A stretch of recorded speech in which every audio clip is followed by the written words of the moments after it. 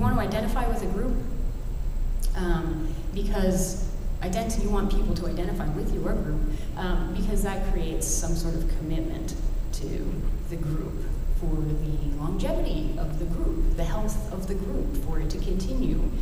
And it's interesting because there's been research that has looked at, particularly in the open source world, like why do people even bother? Why do they become part of the open source community? And a lot of people come from very, very different reasons. They have very, very different motivations. And it's interesting how different motivations affect how people actually participate and how they end up actually affecting the group. And one of the things I thought was interesting is particularly in the open source world generally, there are sort of two ideas of there's social identity and there's professional identity. So you have like your personal social interaction thing, and then you have this professional thing, like I'm a professional person. I work for a Drupal company. The things that I do in the community, make me look better. I can get a job, those kinds of things. And it's people who have social ties, who are just sort of doing it more for actual, like just personal interaction with other people, tend to be more of the gardener class, who actually want to make the community itself stronger and richer, and basically caring for it and building it from within. People who have professional ties and are sort of looking at it from that level tend to not be so much of a gardener, but tend to be more of a broadcaster. And they do a lot more promotion, and they talk about it because they want other people to know about it, because their professional identity is tied to this. And so they want more people to know about it and associate the things that they want to be associated with it. These are both really necessary things for continued growth, particularly in open source, because you need the internal workings to keep going. You need things to keep happening, and you need new work to happen. You need new code to be written. But you also do need new people coming in, because you're going to have people who cycle out. And if you don't have promotion and broadcasting about this is out here and this is a cool thing and come here and see what's going on, you can end up just dwindling. So if you just close yourself off and just garden, eventually you can atrophy. So they're both necessary things. There can be conflict between them, right? People are like, why are you going out and just like blah, blah, blahing about it, but you're not writing any code. You're not contributing anything. How many times have we come across those kind of arguments, right? Totally. So it's very, I find this interesting. I don't necessarily have an answer around it, but I find that this is like a really interesting thing for us to, whoa.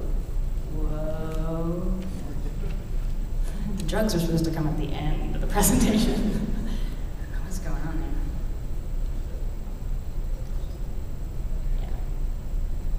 Yeah. Okay, I'll stop. All right, I'll stop. But anyway, I just find this like a really interesting thing, and I think that within our community, I'm not saying we have to identify who is identifying professionally and who is identifying socially, and let's create little buckets for them. But I think it's really good to acknowledge like what's going on there, and that these are both necessary things for our community, and that maybe we can encourage that instead of trying to argue about it. Just an idea. But letting people identify the way they want to identify with the group, and participating in the way that makes sense, rather than trying to make everybody identify the same way and doing the same things. Because if we don't have a certain level of variety, we will atrophy. The Drupal community is awesome with this. It's the reason we're so huge, because we do allow for a lot of this stuff. This is a fun one. Politics and authority. How many people, when I put this slide up, were like, started to do a little glare thing, like, this is open source. Take that slide out of there. Yeah? I know some people do. Part of me does too. Just because I need to read some more Seuss. This one is Yertle the Turtle. On the faraway island of Salamasand, Yertle the Turtle was king of the pond. A nice little pond. It was clean. It was neat. The water was warm. There was plenty to eat. The turtles had everything turtles might need. and they were all quite happy indeed. The story with this one is that Yertle, being the king of the pond, he didn't like the little stone that he sat on in the pond. He wanted to be up a little higher so he could see more stuff. And so he made some of the other turtles like stand on it, and then he got on top of them so that he would be higher. And basically the entire story he goes through, and he just keeps wanting to get higher and higher and higher. He sees the moon, and the moon's above him. He's not a fan, so he keeps making them build this tower of turtles so that he can be up on top. And it's causing a lot of pain and discomfort for all the turtles underneath, of course. And eventually, at the end of the story, the turtle on the bottom burps, and everybody falls, and he becomes the king of mud. Dr. Seuss actually wrote this story about Hitler and authoritarian rule. And I'm not saying that that's what we have going on here. And we don't. But when you talk about politics and authority and levels and people who have more authority than other people, particularly in open source communities, a lot of people immediately go to that. They're like, this is authoritarian rule, this is like Hitler, I will not let you rule me. And there's a lot of strong reactions to those kind of structures in open source communities. And I want to talk about that. The first thing I want to talk about here is core group versus clique. Normally, and this is actually a clay shirky thing as well, that normally as groups grow, they hit a certain size and a certain complexity in terms of what needs to happen, that a core group will emerge.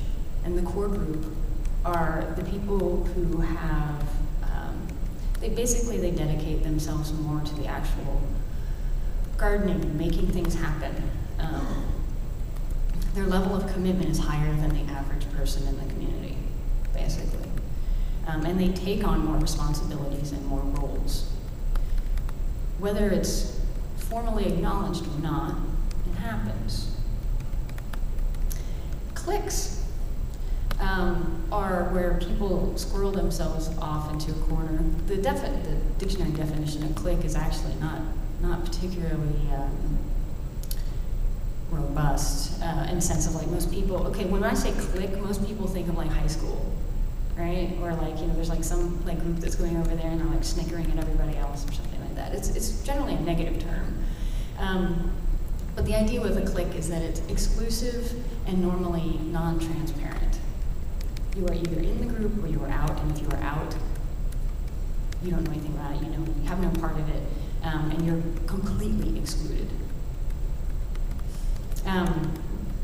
And I know that, in our community, and again, in lots of other open source communities, as soon as people start to gather into more specialized groups within the larger community, a lot of this clique fear happens. Not to say that there aren't cliques, there certainly are.